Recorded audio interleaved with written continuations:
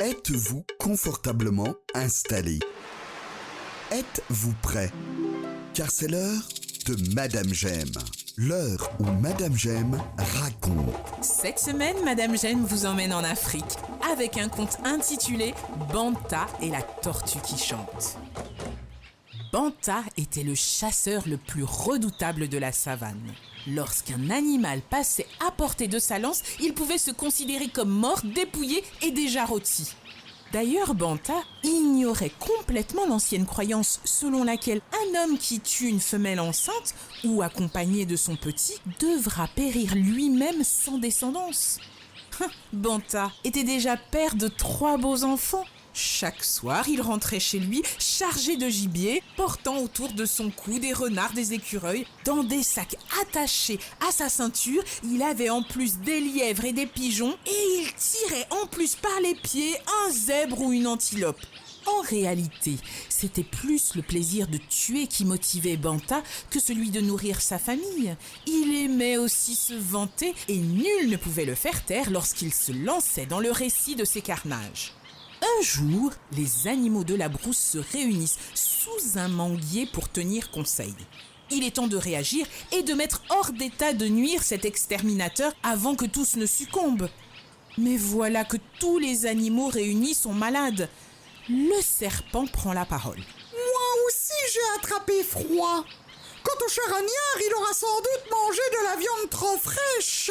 En réalité, nul n'est assez fou pour défier Banta le chasseur. Le carnage va continuer. C'est alors qu'une toute petite tortue se porte volontaire. Elle demande seulement aux autres animaux de rester bien cachés le lendemain et de ne quitter sous aucun prétexte leur gîte, leur terrier ou leur tanière. Le lendemain, comme l'avait demandé la petite tortue, les animaux s'exécutent et restent bien cachés. Banta part dans la savane prêt à faire son carnage, mais il ne trouve rien. Jamais la savane n'a été aussi calme. Il cherche des empreintes dans le sable ou la poussière, mais pas un souffle de vie, pas un bruit d'aile, pas un crocodile dans les marigots. Le soir venu, bredouille pour la première fois de sa vie, Banta se résigne à prendre le chemin du retour, le cœur rempli de colère et d'amertume. Tout à coup, Banta entend quelque chose, non? Il n'a pas rêvé, il a bien entendu les notes claires d'une kora, vous savez, cet instrument que l'on retrouve en Afrique. D'abord, il entend les notes claires, puis un chant mélodieux qui semble provenir de ce bouquet de hautes herbes. Intrigué, Banta s'approche prudemment. C'est une toute petite tortue qui chante en pinçant avec allégresse les cordes de son instrument. Tiens, voilà qui amusera mes enfants. Et ça fera peut-être oublier cette mauvaise journée. Et il fourre la tortue dans un sac. Papa, tu ne ramènes pas de gibier aujourd'hui? Oh, mais j'ai beaucoup mieux. Grâce à ma ruse et à mon adresse, j'ai capturé une tortue qui chante. Écoutez-la. Devant la famille et les voisins réunis, la tortue docilement se met à jouer de son instrument et à chanter. Banta reçoit les applaudissements comme s'il lui était personnellement adressé.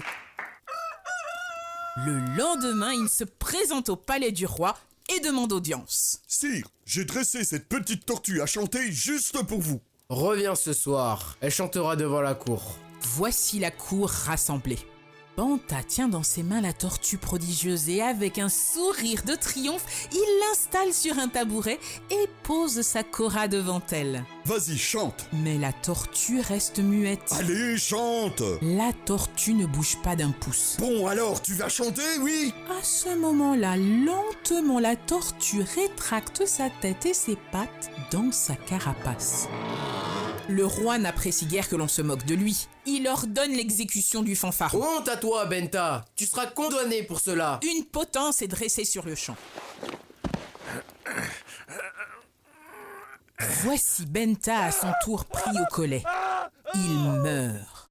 Dans le silence funèbre, une kora soudain égrène quelques notes cristallines, puis une petite voix entonne un chant étrange et gai, tandis que Benta, grimaçant, rend son dernier soupir. La morale de cette histoire est que la méchanceté boit elle-même la plus grande partie de son venin. Pour encore plus de contes, abonnez-vous. Madame Jem est disponible sur vos plateformes de podcast ainsi que sur YouTube, Instagram et Facebook.